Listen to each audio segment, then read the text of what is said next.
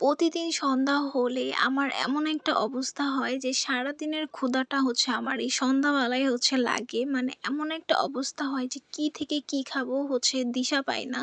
কোনো কিছুই খেতে ইচ্ছে করে না। আবার কি যে খেতে ইচ্ছা করে নিজেও জানি না।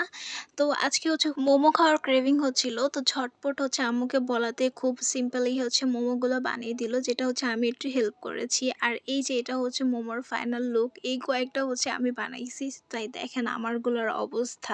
আর আম্মু যেগুলা বানাইছে ওইগুলো আবার খুবই সুন্দর হইছে। এই যে এগুলো আম্মু বানাইছে অ্যান্ড প্রতিটার পুরের পরিমাণ অনেক বেশি ছিল। লাইক মিটগুলো একবারে ভরে, ভরে দিছে। আমরা যখন রেস্টুরেন্টে খেতে যাই তখন দেখা যায় পুরের পরিমাণ খুবই কম থাকে অ্যান্ড ভিতরে এত বেশি সফট হইছে। এটা একটা স্পেশাল সস ছিল যেটা গার্লিক দিয়ে করা হইছে। খুবই স্পাইসি ছিল। আমার কাছে তো খুবই ভাল লাগছে এটা দিয়ে খেতে। এটা একটা স্পেশাল সস যেটা আমার আম্মু নিজে থেকে বানায় অ্যান্ড এইখানে আমি টমেটো কেচাপ এবং বারবিকিউ সস একসাথে মিক্সড করে খাচ্ছিলাম। মানে নিউ একটা এক্সপেরিয়েন্স নিচ্ছিলাম যে কেমন লাগে খেতে।